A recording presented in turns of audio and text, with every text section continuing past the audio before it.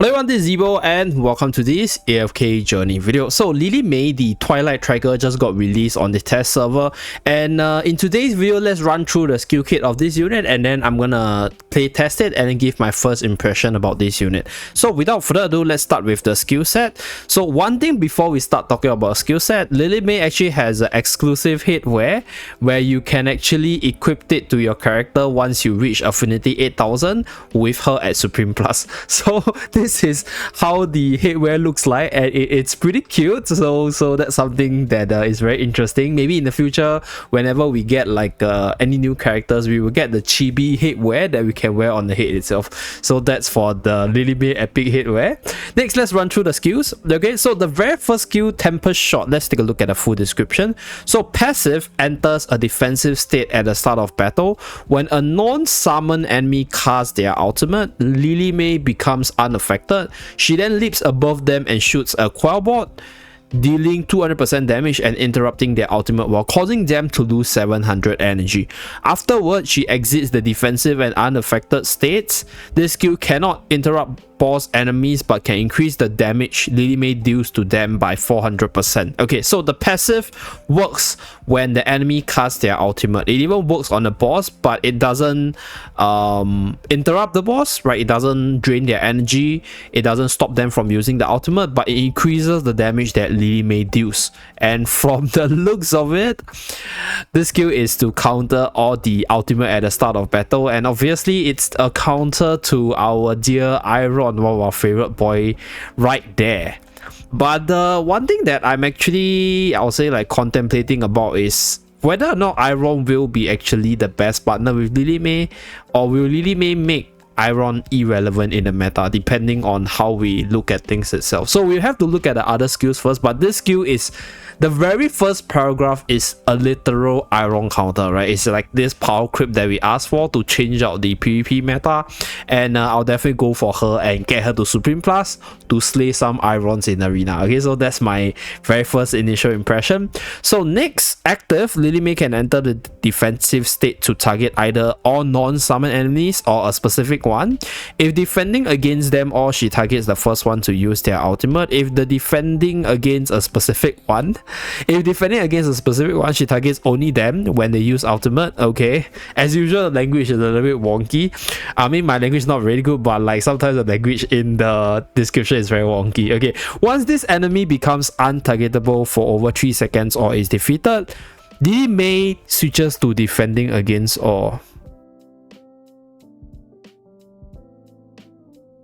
In auto battle, she automatically defends against all non-summon enemies. Wait, what does it do? Enter defensive state. Okay, so defensive state is probably the eye icon that we saw.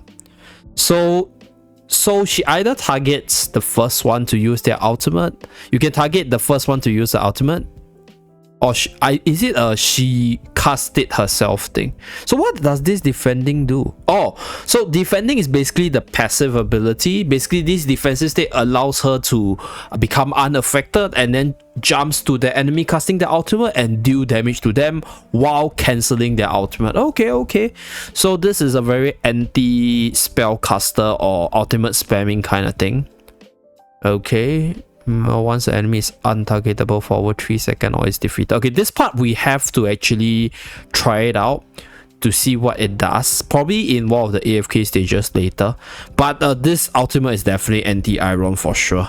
Like at the start of battle, you just like become immune and then you go to Eironn, cause Eironn to lose energy and cancel the ultimate. That basically disable what Eironn wants to do, right? Like that's like the ultimate Eironn counter. So next we have Rainstorm Ballet.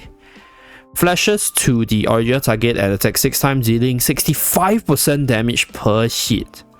Wow. Remains invincible during this attack and returns to original target afterward. Well, triggered during the attack. She'll finish the remaining attack after exiting.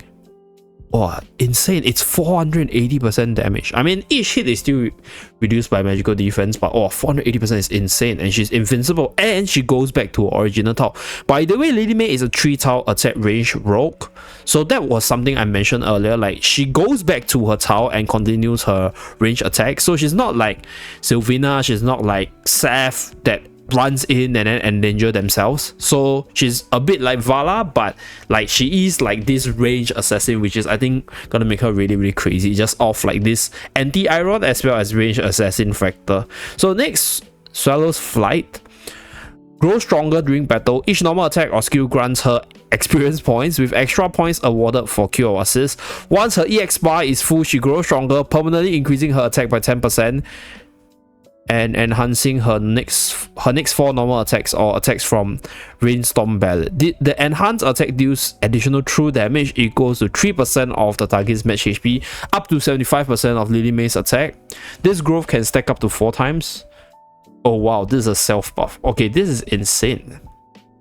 This is a bossing, this is an insanely powerful bossing skill as well. What the hell? Okay, so like just this 3 skill alone, I think Lily May is gonna be 100% meta.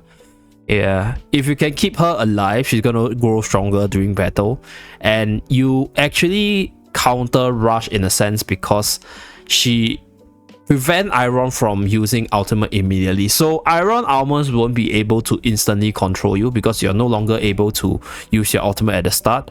So I think she also can be an insanely good defensive unit as well. Holy shit, all the wilders are getting all the OP characters. But one thing I'm wondering is, can I use her with Eironn? Like, is Eironn one of the best partner with her? Like, that's something that I think would be very interesting to try. I won't be able to do it here, but I could do it on my main account. So we will definitely do those testings once she drop on the global side. But insane 3 skills. And then let's take a look at her hero focus. 10 penetration and additional penetration when she uses Rainstorm Bullet. Insane. So her single target is this one, right? This is like this anti-ultimate thing, and then this is a self-buffing skill, and then right here you're able to penetrate. So penetrate goes through like some defense shredding. Pretty insane there. So her EX weapon skill grows once upon receiving a non-permanent stat boost from an ally. Each ally can trigger this effect once per battle. Okay, increases attack boost granted by each of her growth to 12%.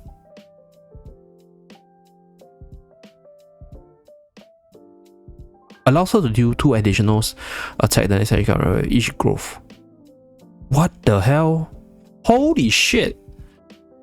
Oh my god!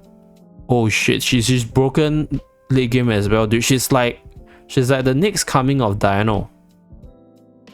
Imagine Damien, right? Laika, Lily May. Wait, but she's a magical attacker, so Laika might not be the best partner. But Laika does have a buff which allows her to get this stat boost, and there's no limit on this, right? There's no limit on Bliss. Like, there's a limit on Flight, so Flight can stack up to 4 times, but for Bliss you can trigger this effect once a battle each ally. So if I use Smokey, which is 1, right? I use Scarletta, right? Scarletta is another one that provides a buff, and then I use Damien and I use Lily May. We have 4 units already. Holy shit, then the front line could be either Danny. I mean the front liner probably don't have any, shouldn't be like a full buffer, probably fill up what the team lacks. So I think the most optimal way is obviously to get 5 stacks off, but I think in terms of general team building, it should probably still be like maximum of 4 stacks, because I think the tank unit currently in the meta right now, I think there isn't really anyone that provides a non-permanent stat boost. Is there? I don't remember. Freyaso is not permanent. Danny's not permanent, as Danny's doesn't provide any buff. Torrent doesn't provide any buff.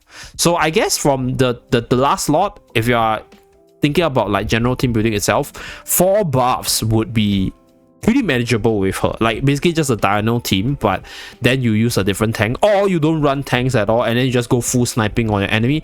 But then like Scarletta and her is a little bit, I'll say, counterintuitive, because Scarletta prefers a slower gameplay, but Lily May feels like a very fast-paced character. So we shall see once she drops on official, we can test it on our own account. Then next, Supreme Plus Q. Okay, 1000 energy. So yeah, they instantly okay, this one is a little bit, I'll say it's more for future proofing sake, because now for Eironn's insta ultimate, I mean, once you interrupt the ultimate, you lose energy. Okay, fine, I guess it's to just prevent them from using the energy at the start throughout. So yeah, I guess this is okay.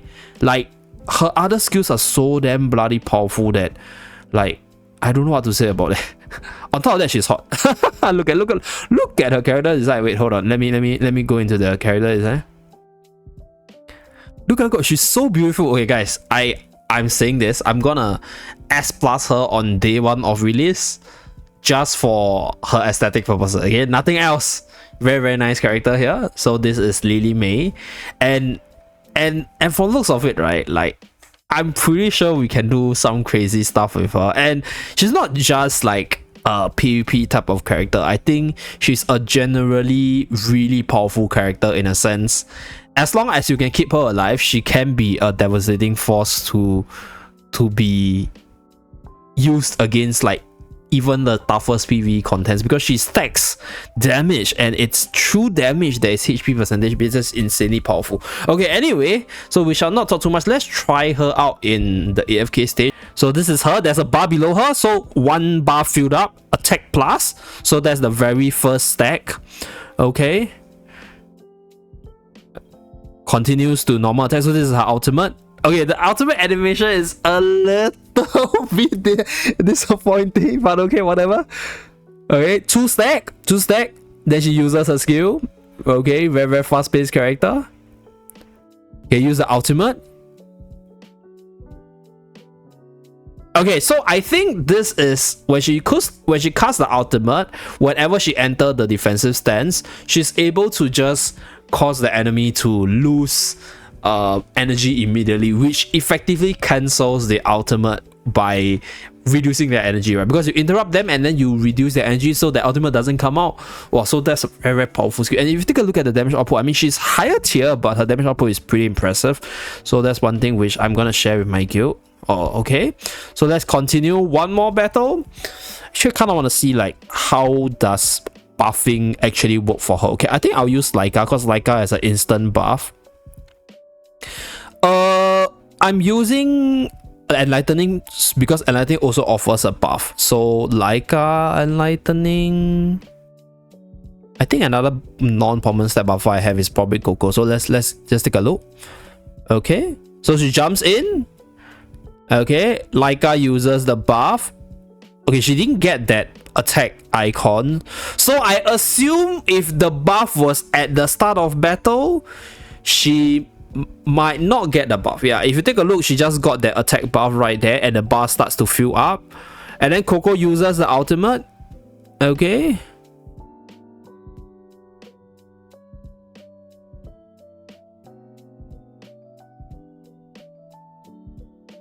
So she jumps to the back line. So the ultimate goes in. Okay, who's gonna use the ultimate next? I think she should be targeting OD, right? So the eye is on top, the defensive stance is on top. Okay. Oh no, she goes after Smokey first. Okay. So she reduces Smokey's energy. Okay, she continues to grow stronger throughout battle because she's increasing in EXP. So if you can kill your enemies fast, she will be able to get the stacks up fast.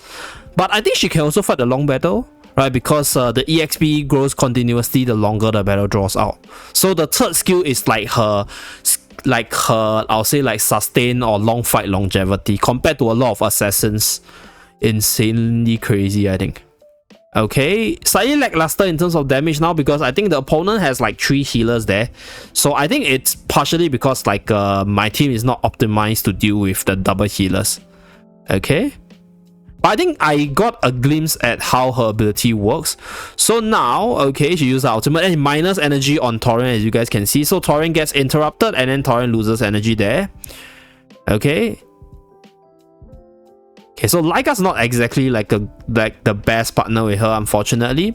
So I think the best way to use her, I would say, is probably not relying too much on the buffs of the EX weapon. Cause, oh wait, I don't even have the EX weapon. Oh my god, I'm so dumb. No wonder. Okay, I'm so sorry, guys. So this Bleeds only works when you have the EX weapon. So I don't have the EX weapon, I can't showcase to you guys. Whether or not it works instantaneously when she's buffed by, like, at a battle start buff, unfortunately. But from this ability, from the third ability itself, from each Q or assist she gets, she's able to stack up her damage and ramp up as fast as possible. So she will be definitely a force to be reckoned with just off like these 3 abilities alone. And if you do get the EX weapon, then you can definitely expect some dino crazy shit going on, you know, just making her like this core carry that I can't wait to try. And another thing that I think why she's gonna be meta, I'm just gonna call it, she's gonna be meta. Okay? Another thing why she's meta, she's a freaking assassin unit that goes after specific targets, and she doesn't endanger herself like Seth as well as Sylvina, and she has a lot of long drawn out fight longevity just off the 3rd skill, which makes her very versatile and very useful in different situations. So I think one more thing to test about her is how much does that 3rd skill do for the boss itself.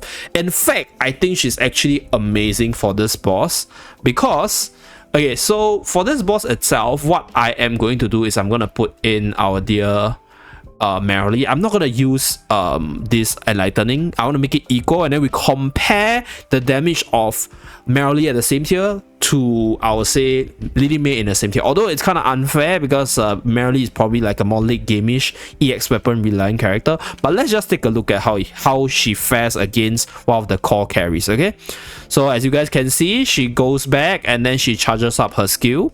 So one thing which makes her really good against Necro Dragon is that because she's gonna be moving around, diving back and forth, she's gonna be immune, or she's gonna be immune to that damage buff as well as energy regen. So she's growing in terms of her attack through the EXP bar at the bottom. Okay, so she's doing more and more damage. Jumps in with the 3rd skill to do damage. Okay, defensive stance. Still growing there, so I think that is probably the 3rd buff. Yeah, the bar below is still growing.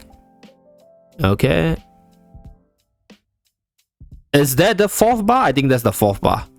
Oh, it's still growing. Wait, I thought there's only a 4 stack?